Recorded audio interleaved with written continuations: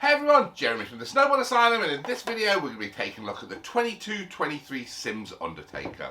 Blurring the lines between parkboard and all-terrain charger, the skate-inspired Undertaker defies snowboard convention by delivering a board that is playful and buttery in the park, but when you want to get out and about on the mountain, transforms into the perfect ride-anything snowboard.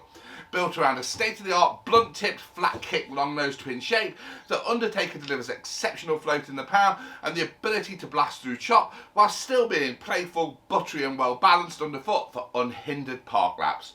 Now I guess the fact that everything from the contact points is centred on the board and the blunt tip removes a lot of the excess weight from that longer nose means that in real terms the Undertaker is as close to being a fully balanced tip-to-tail board as it can be, meaning that in terms of feel and manoeuvrability it is really similar to an out-and-out park board. It's just a lot more versatile. Now that park-inspired versatility is then carried through to the profile and sidecut, utilising Sims's Modi-Camber, which combines rocker at the tips with camber zones under the feet and a flat section in the centre. The Undertaker delivers a hook-free, confidence-inspiring ride with an optimum balance of float and edge hold. Now in terms of the side cut, the combination of longer radiuses at the contact points with a tighter radius in the centre ensures that when the board is running straight, i.e. onto a run-in to a jump or a rail, it's going to track arrow straight with little to no effort. But when you're driving the board through a carve, the deeper centre section is going to power up and give a responsive, lively ride. Now in terms of construction, Sims don't hold back when it comes to the Undertaker, and that's another reason that it rides so well. Now heading this up is the high-end Modi-2 wood core. Combining US sourced poplar and paulownia, it gives the perfect balance of strength and weight and is the ideal foundation to this board. This is then CNC machined with twin waveform profile by creating thicker zones under the feet with a thinner section between the bindings. The Undertaker delivers the ideal balance of energy transfer with a softer, more freestyle friendly flex through the length to really underpin that park all-terrain versatility. Now in terms of the structural layers, the Undertaker really doesn't hold back, and these are key to the board's outstanding performance. Starting off with a high-end lightened glass, this combines regular glass fibres and lightweight glass fibres to form a more compliant and freestyle focused overall feel, kind of what you'd want on a board like this. However, Sims don't just stop there by adding their V2 carbon forks, which emanate from the contact points out to the inserts, both the tip and tail. The Undertaker managed to add an extra layer of power to the tips, ensuring that although you've got a board that's playful torsionally, it's still really powerful when you're riding around the mountain. Now finishing off the Undertaker is the super fast Isosport high molecular density premium racing base.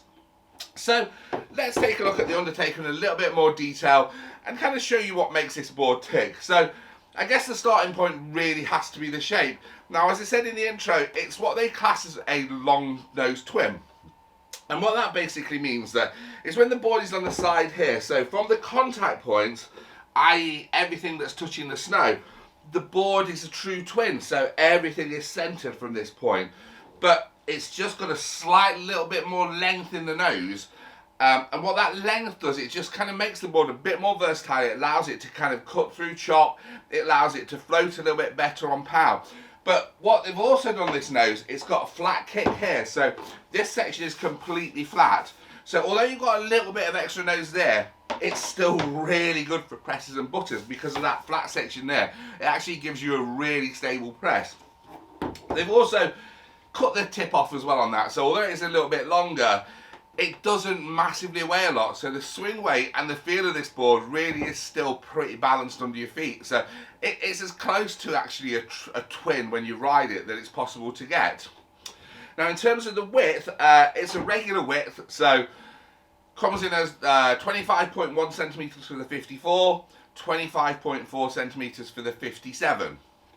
And what that does, it just means the board is responsive underfoot. Those tiny efforts you can feel, which is kind of really important when you're kind of running into a jump or something like that, that you can make changes to it. And having a board that's super wide just means it's a little bit slow to react.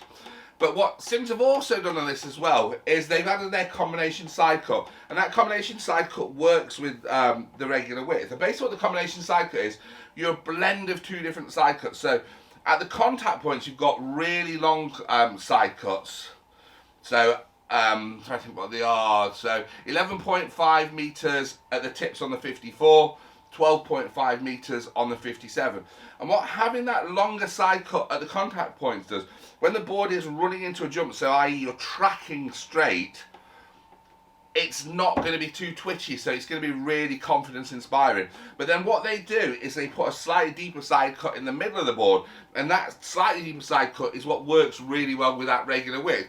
So when you're actually turning this board and carving, it's still going to feel really lively and responsive underfoot because you've got that tighter side cut. So compared to the 11.5 and 12.5 meters, it's 7.5 and 7.8 meters. So it's a lot tighter, and that's what's going to give the board that real dynamic feel. Okay, so profile uses the Modi-Camber. Now what the Modi-Camber is, it's like a hybrid camber, and it really kind of mixes all kind of camber styles. So what you've got rocker at the contact points, that's just lifting the contact points clear of the snow, just gives you that kind of more skate-like feel. That then goes into a camber, which then runs into a flat section through the middle. And what that does is kind of, like I say, gives you that little skate-inspired feel, but you've still got that camber to really engage that side cut when you're riding around on the board. So edge hold and edge grip is really good. But by having that flat section through the middle, you don't have to be that aggressive to really power up that side cut. So it kind of gives you a combination of everything, which to be honest is what this board's designed to do. Now in terms of construction, heading up the Undertaker is the Modi-M core. So this is basically a core that combines a US sourced Popular and US sourced Polonius. So it gives you that real perfect balance of weight, strength, durability. And like I say, it's really, really light for what is a kind of a powerful board. That core is then milled with I'm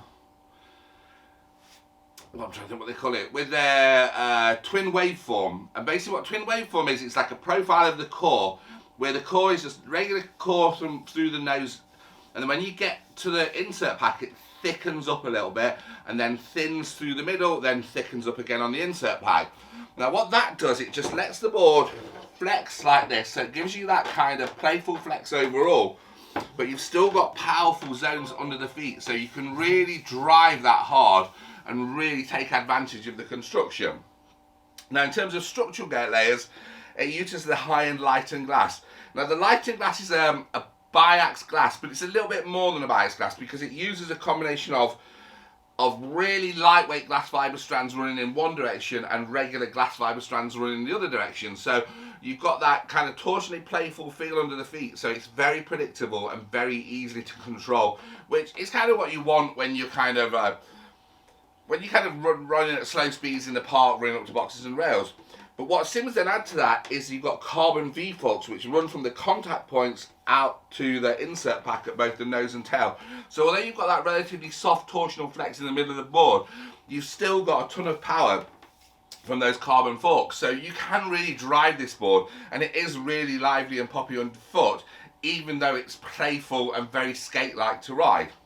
Now in terms of the base material, uses like the high-end Isosport premium racing base. This is a high molecular weight sintered base, got really great wax holding properties, and it's really fast. You just need to keep it serviced to take advantage of that.